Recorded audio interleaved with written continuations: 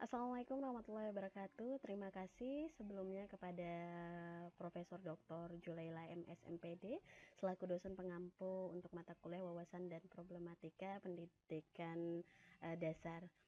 Nah, kali ini kami dari kelompok 3 akan mempresentasikan tentang problematika keterampilan guru sekolah dasar dalam proses pembelajaran di Indonesia. Kelompok 3 terdiri dari saya sendiri, Rizka Tesi Muskania, dan Bapak Teguh Prasetyo. Bapak Ibu yang kami hormati, baiklah untuk presentasi pertama yaitu kami akan menampilkan video perbandingan antara proses pembelajaran yang terlaksana di daerah perkotaan secara umumnya dan di daerah pedalaman secara umumnya. Kita akan tampilkan video pembelajaran di daerah. Kita berdoa menurut agama masing-masing. Berdoa mulai. Berdoa selesai. Amin. Bagaimana keadaan kalian hari ini? Sehat? Lapar? Mengapa lapar? Belum sarapan? Mengapa sih kita perlu sarapan? Supaya kita punya energi untuk melakukan aktivitas hari. Ya, Nah, untuk dalam proses belajar pembelajaran aktivitas ini, sehari-hari. Siapa lagi? Mengapa sih kita perlu Guru sarapan? melakukan Biar kita pembiasaan bisa melakukan aktivitas sehari-hari. Supaya kemudian belajarnya lagi bisa. menanya Ada yang bicara persiapan energi atau tadi ya. kesiapan peserta Bicara didik mengenai dalam mengawali energi. proses Hari ini juga pembelajaran. kita akan Dan banyak kemudian membahas guru mengenai melakukan energi dan apresiasi sebagainya. untuk menggali Nah, pengetahuan sebelum awal dimulai, yang dimiliki Bu Ini oleh punya peserta sesuatu didik buat terkait kalian. dengan hari ulang tahun Bu Ini Republik bawa Indonesia kotak di misterius. 17 Agustus. Jreng jreng. Nah, coba tebak benda apa ya yang ibu bawa? Petunjuknya itu ada hubungannya dengan acara 17 Agustus. Ya, si Gero. Kerupuk. Mengapa menjawab kerupuk? Soalnya kan kalau di 17 Agustus ada perlombaan kerupuk, tangannya diikat atau kita makan kerupuk. Oh, karena ada lomba, ada lagi yang lain. Itu sepertinya itu karung. Mengapa karung? Biasanya di itu apa namanya, di perlombaan 17 Agustus sudah ada balap karung. Oh, biasanya di 17 Agustus ada balap karung. Iya, Nah, Tia. lalu tari setelah untuk melakukan permainan tarik persepsi, tambang. guru kemudian mengajak peserta didik untuk Sekarang turun kita ke sudah ada di lapangan. melakukan Nah, Bu Rini permainan mau secara bertanya, langsung masih ingat untuk tidak aturan memberikan permainannya? pengalamannya Tarik kepada tambang? peserta Bagaimana? didik Kita terkait harus dengan, membagi 17 dua kelompok Agustus dengan dan pemain yang permainan sama tarik banyak. tambang. Oh, akan mengelompokkan. Tadi kita mengelompokkan ya. Di akhir Mengelompokkan pembelajaran, berapa guru juga ya? mengajak peserta Ada yang dua kelompok. Ada yang 5 kelompok. Ada yang 4. Ada yang 4 kelompok. yang seharusnya Ada yang berpusat pada peserta Ada didik, yang 3 tadi. terlaksana dengan Tidak sarana ada. dan Baik. prasarana Sekarang Bu yang Rini sangat punya menunjang. alat itu. Coba sekarang kita cek untuk pelaksanaan pembelajaran di daerah pedalaman yang Siapa ya ini? Aku Bang Desi. Oh iya. Udah siap Bang? Pesanan aku yang 500.000 Bang, kuenya. Siap. Nah, udah kau bungkusin ya Bang? Ya, jadi berapa lah Bang semuanya Bang? 500.000 kan Bang? Oh iya, ini Bang, 500.000. Aku ke sana dulu Bang ya, ke gede-gede ya Bang. Mau jual dulu ini ya. Kan ya, terus ya Bang. Makasih Bang.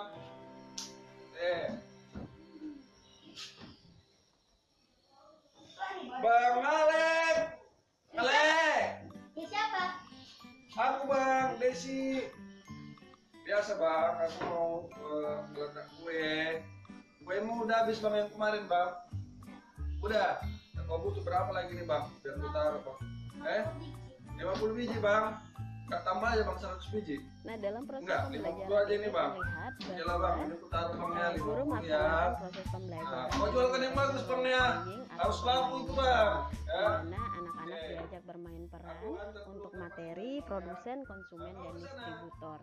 Dan guru mengajak peserta didik melakukan permainan atau bermain peran ini sesuai dengan pengalaman langsung, di mana ada orang yang menitip kue di satu warung seperti itu.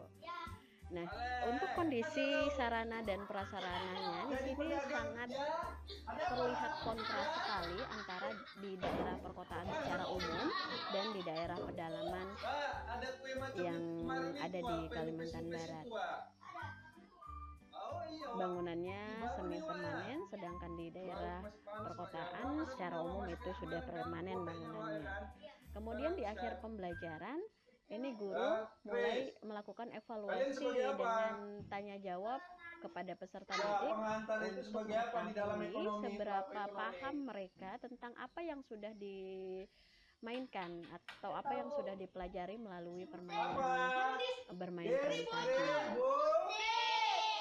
Distribusi itu sifatnya mendistribusikan. Dapat dilihat di sini peserta didiknya juga tidak memegang buku sama sekali, tidak terlihat buku-buku mereka. Kondisi kursi dan bangkunya sangat jauh berbeda.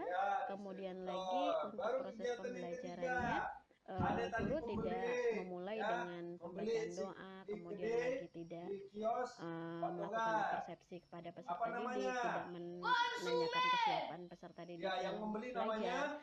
Dan ketika dilihat dari kondisi pakaian seragam yang digunakannya sangat jauh berbeda. Di daerah perkotaan secara umum, pakaian yang digunakan atau seragam yang digunakan lebih rapi dan teratur.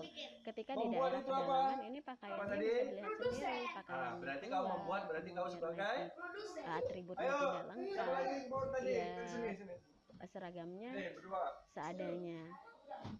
Kalau tadi kerjamu ngapain? Yang ngapain itu tadi? Baik Bapak dan Ibu, untuk proses pembelajarannya tadi kita akan melihat aspek dalam proses pembelajaran dari masing-masing daerah, yang secara umum di daerah perkotaan dan secara umum di daerah pedesaan. Untuk proses pembelajaran ini berkaitan erat dengan pendekatan yang digunakan guru, model, metode, strategi, dan juga teknik yang merupakan bagian dari kompetensi guru secara profesional dalam melaksanakan proses pembelajarannya. Dan pelaksanaan atau penggunaan pendekatan teknik, strategi, metode, model ini sangat juga didukung oleh sarana dan prasarana, lingkungan, kemudian lagi media dan sumber belajar. Di daerah perkotaan, hal-hal seperti ini secara umum tidak bermasalah lagi. Nah, tapi di daerah pedalaman, sarana prasarana ini masih banyak yang belum menunjang atau mendukung proses pembelajarannya. Kemudian lagi lingkungan juga tidak mendukung karena peserta didik untuk melakukan proses pembelajaran di sekolah, mereka harus menempuh perjalanan berkilo-kilometer dengan medan tempuh yang sulit. Belum lagi dukungan dari kedua orang tua yang tidak mendukung anaknya secara optimal. Berbeda ketika di daerah perkotaan, orang tua sepenuhnya mendukung anaknya untuk belajar. Ketika pulang di rumah pun, peserta didik masih diberikan tambahan pembelajaran melalui bimbingan belajar atau les privat. Untuk media pembelajarannya di perkotaan banyak tersedia media-media yang sudah jadi atau juga kreativitas dari guru itu sendiri. Sedangkan di daerah pedesaan atau pedalaman itu sangat terbatas sekali medianya, jadi benar-benar sangat dituntut media pembelajaran yang dibuat sekreatif mungkin oleh guru yang mengajar di sana. Kemudian sumber belajar. Terkait dengan sumber belajar yang ada di daerah perkotaan, guru memiliki buku pegangan guru, peserta didik memiliki buku pegangan peserta didik untuk masing-masing individu, dan mereka juga diberikan buku lembar kerja siswa atau LKS yang dimiliki oleh setiap peserta didik. Sedangkan di daerah pedalaman, mereka memiliki sumber belajar itu hanya ketika mereka berada di sekolah saja, dan itu pun digunakan secara berkelompok karena buku pegangan peserta didik di sekolah itu terbatas. Kemudian di daerah tidak ada LKS yang digunakan, jadi utuh dari buku pegangan peserta didik atau buku paket yang sudah lama dimiliki oleh sekolah yang digunakan dalam proses pembelajarannya. Nah, untuk waktu yang terlaksana dalam proses pembelajaran yang ada di daerah pedalaman itu tidak seperti di daerah perkotaan pada umumnya. Jika di perkotaan, peserta didik bisa masuk dari pukul 6, pukul 7, sedangkan di daerah pedalaman itu dari pukul 7 itu hanya formalitas saja. Realita mereka belajar dari pukul 9 atau pukul 10 dan pulang di pukul 11 hingga pukul 12. Dan ketika mereka berangkat dengan adiknya, peserta didiknya, dan saat adiknya sudah pulang di kelas rendah, kakaknya atau abangnya juga ikut izin pulang karena adiknya harus pulang jauh, dan ketika harus menunggu abang atau kakaknya pulang sekolah, adiknya akan lapar karena mereka tidak dibekalkan uang yang cukup untuk sekolah, jadi hanya seperlunya saja. Bapak dan Ibu semuanya, untuk proses pembelajaran juga yang terjadi di daerah pedalaman ini sangat mengalami kendala ketika proses pembelajaran dilaksanakan secara daring, karena pada dasarnya di daerah perkotaan secara umumnya juga mengalami kendala. Banyak peserta didik, ada beberapa peserta didik yang tidak memiliki perangkat Android atau perangkat yang mendukung proses pembelajaran secara daring maupun pembelajaran jarak jauh dengan menggunakan berbagai aplikasi. Berbeda lagi ketika peserta didiknya tidak mahir dalam menggunakan aplikasi itu.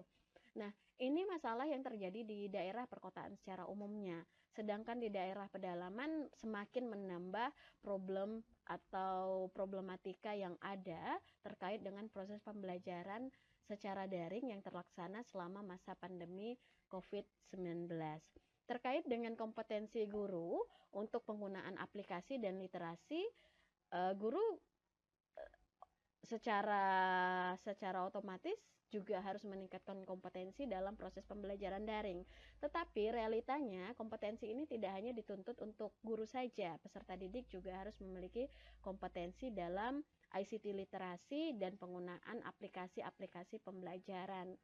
Bagaimana peserta didik di daerah pedalaman bisa melaksanakan proses pembelajaran secara daring menggunakan berbagai aplikasi ketika di sana listrik hanya ada di malam hari atau bahkan sinyal tidak sampai ke daerah mereka untuk melakukan proses pembelajaran. Sehingga pada saat proses pembelajaran daring selama masa pandemi COVID ini, guru di Indonesia, khususnya yang mengajar di daerah pedalaman 3T, mereka berinisiatif menggunakan pendekatan home visit dengan door to door yang pergi ke dari satu rumah ke rumah peserta didik untuk memberikan pemahaman atau pembelajaran dan penguatan materi kepada peserta didik. Dan ini dilakukan bisa ke masing-masing individu atau dibuat secara kelompok dengan lingkungan peserta didik yang tinggal di sekitar yang akan dituju oleh guru itu. Nah, dalam proses pembelajaran secara daring ini kurang lebih pelaksanaan pembelajarannya tidak seperti pembelajaran biasa. Pembelajarannya kurang lebih seperti bimbingan belajar, atau kalau misalnya pembelajaran dengan pendekatan home visit ini dilaksanakan hanya kepada satu rumah ke satu rumah atau ke per individu, dapat kurang lebih bisa dikatakan seperti privat saja. Nah, untuk proses pembelajaran secara daring ini begitu banyak kendala yang dialami oleh guru dan juga peserta didik. Salah satunya proses pembelajaran secara daring walaupun sudah terlaksana di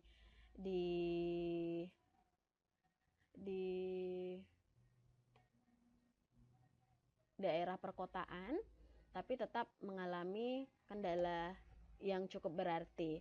Nah, beberapa hasil penelitian terakhir dampak COVID terhadap pembelajaran di sekolah dasar.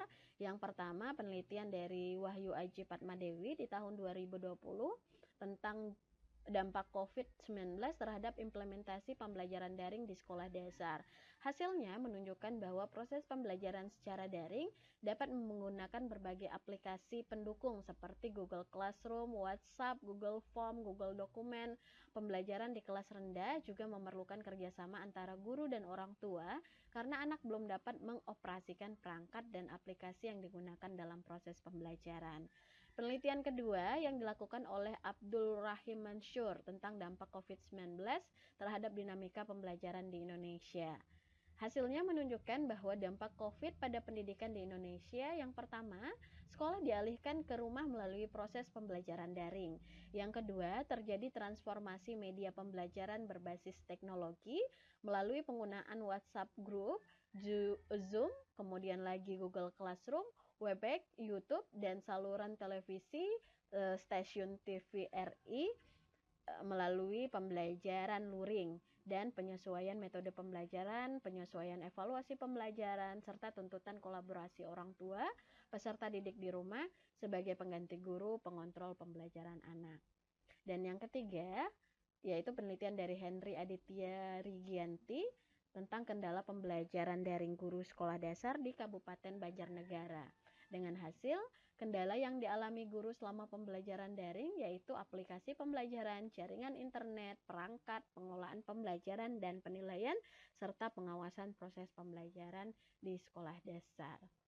Nah, untuk proses pembelajaran yang dilaksanakan pada pendidikan formal, baik itu pada jenjang pendidikan dasar, menengah, ataupun pendidikan tinggi, ini dalam pembelajaran secara daring selama masa pandemi COVID pada kondisi yang tidak formal. Kenapa dikatakan tidak formal? Yang pertama, ketika proses pembelajaran berlangsung menggunakan WhatsApp Group, yang mengontrol proses pembelajarannya itu adalah orang tua untuk peserta didik. Secara umum, ketika di pendidikan menengah dan tinggi, ini bisa disambil dengan kegiatan lain, jadi tidak dengan posisi yang seharusnya. Kemudian lagi, ketika mengerjakan soal, lebih umum dikerjakan oleh orang tua, terutama pada peserta didik yang berada pada jenjang sekolah dasar, dan ketika menggunakan aplikasi Zoom, itu pakaian yang digunakan juga tidak sesuai dengan apa yang seharusnya dilakukan pada pendidikan formal yang ada di lapangan. Nah, walaupun pendidikan berbasis dalam jaringan yang menggunakan berbagai teknologi ini sudah umum dilaksanakan di luar negeri, tapi di sana mereka paham betul bagaimana kondisi dan etika atau adab yang dilakukan dalam proses pembelajaran pada kondisi tersebut dengan memanfaatkan teknologi. Walaupun maknanya pembelajaran dengan menggunakan teknologi itu belajar kapanpun, dimanapun, dan dalam kondisi apapun, tapi balik lagi bahwa teknologi setinggi apapun itu tidak dapat membentuk karakter seseorang, karena karakter itu hanya dapat dibentuk melalui interaksi langsung, komunikasi langsung antara pendidik dan peserta didik sebagai subjek atau objek belajarnya. Demikian presentasi awal dari kelompok 3 dan akan dilanjutkan oleh Bapak Teguh Prasetyo. Kepada Bapak, saya persilakan.